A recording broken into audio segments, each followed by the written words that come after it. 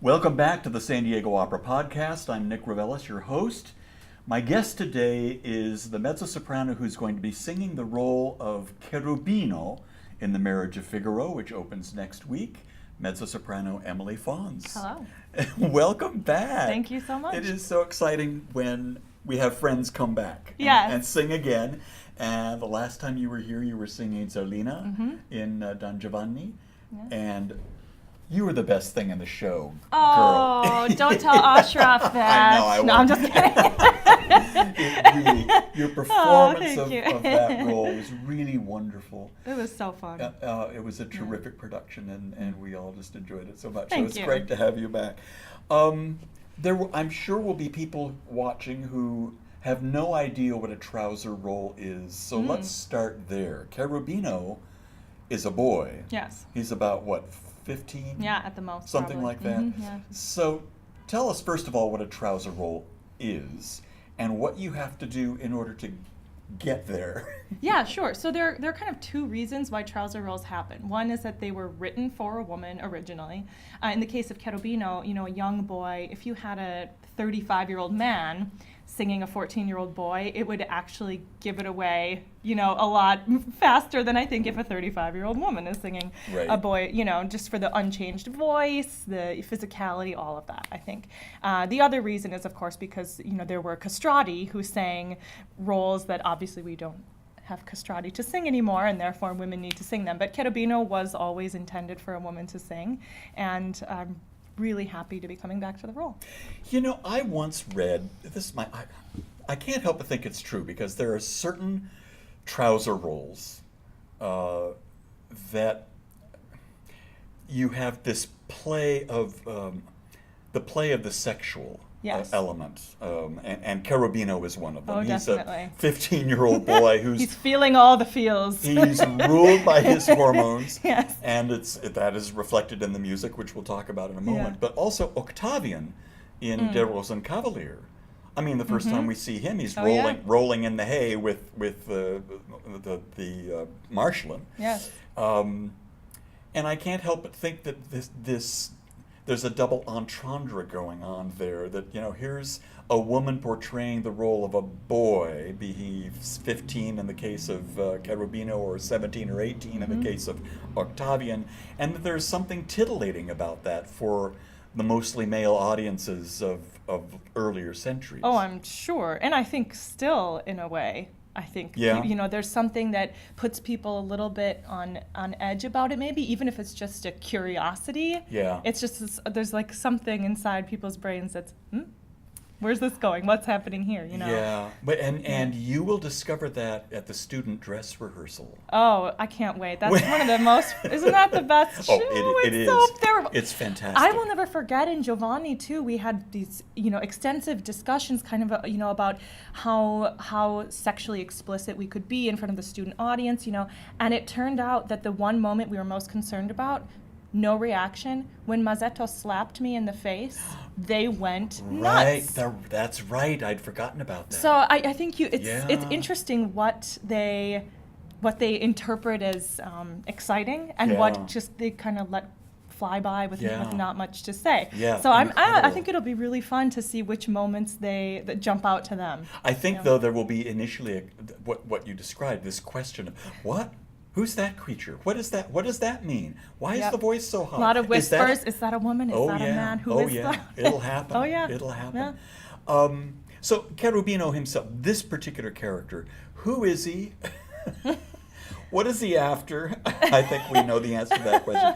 But put us in your take on this character. Sure. So the way I see Cherubino, I see him very much as a child who's trying to push the limits in a way. So there's, with the Count, being this kind of slick guy who's after all the women, I think Cherubino has been seeing that for years, right, and wants a little taste for himself, and is going about it in a way that you would think maybe wouldn't be as successful, but there's something so innocent and charming, even in his blatantness, I guess, of his experience of everything, that I think the women can't really resist. It must be a lot of fun to play Cherubino. Tell us about the physical challenges of, Yes. of playing him. Well, I always have to remind myself that I'm twice his age. Yeah. No. And that's not changing. I don't believe that for a minute. But, first of all, you do have to trust your colleagues a lot. In this production, there's, I think, 3 times when I'm under a piece of furniture and someone pulls me out by my ankles. And there's always that brief moment of like, oh, I hope the bed's high enough. It doesn't take my nose off as I get pulled out, or, Yeah. things like that. And just a lot of running around, climbing around, and then singing. Yeah, there's that. There's that part Yeah. that we do at the opera. Well, but also acting like a boy must be something of a challenge. It's not. No? Well, I'll let the audience judge. Yeah. I say that, There and you then no. I think what I find about it is that it's not so much adding something on to who I am. It's kind of just taking away and finding a neutral. Uh-huh. And I think, as we were talking about before, this kind of gender bender, titillating, is it a woman, is it a man thing. I don't think it's, you don't really have to butch him up. It's not about that. Uh-huh. It's just more about just a really honest experience of my colleagues on stage. And, I'm not going to sit with my hands folded and my legs crossed. But other than that, I don't find that it's that far of a leap to get there, I guess. Well, that's cool. Yeah. That's nice to know. Yeah, You I don't think have it's to go just through all sorts it's of. just very freeing. Well, and Yeah. I do have to say I've had a lot of fun asking my male colleagues over the years really invasive questions about puberty. Of which I'm sure they have no problem answering. No, it's so fun, kind of like reliving people's teenage experiences with them and finding, my just. God. It's really fun. I just love everything about it, and because I lived those years as a girl. Yeah. Yeah. So it's I love the other perspective and seeing what of that I can use and find, and That's great. It's very fun. Well, speaking of which, I think in Non so più, I think in that aria, Mozart. I guess I feel this way because of the key shifts and the breaths. The breathlessness that there is about that he is actually I think attempting to describe what it must be like inside the body of a kid who's going through puberty. Oh, definitely, and just the very stream of consciousness, thought process changes, and yeah, definitely. And there's also a moment in Voi che sapete where a lot of mezzos will probably agree it's a little bit difficult to negotiate. It's this descending line that kind of comes down into chest voice, but you don't really want to use a lot of chest voice because it just feels like it disrupts the line. But someone said to me once, well, I think Mozart did that intentionally because, maybe it's the idea of his voice changing.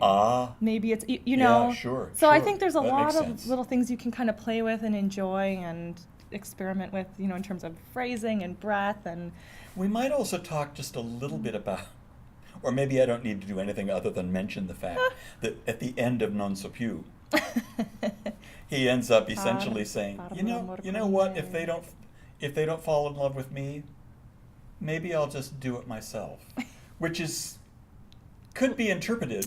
And it is. We have a well-placed hat at that moment. I love it. Yeah. Then say no more. Say no more. Say no more. That's all we need. I Yeah. love that. Yeah. Because I don't think I've ever actually seen a Nozze di Figaro where that's actually made a little bit more explicit so that the audience understands. We go there Because several times. It's Yeah. it's one thing to look at the super titles Sure. and to even know the aria and know the text, but not to go any deeper. And certainly Mozart did. Oh, certainly. No question about that in Yeah. my mind.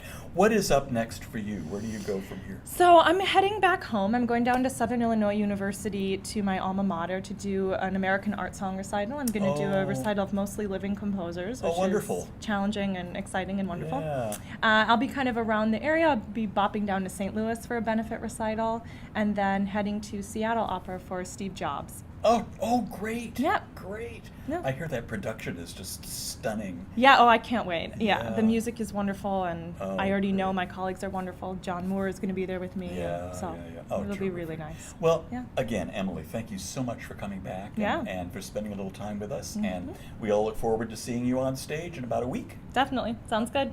Thanks. Yeah.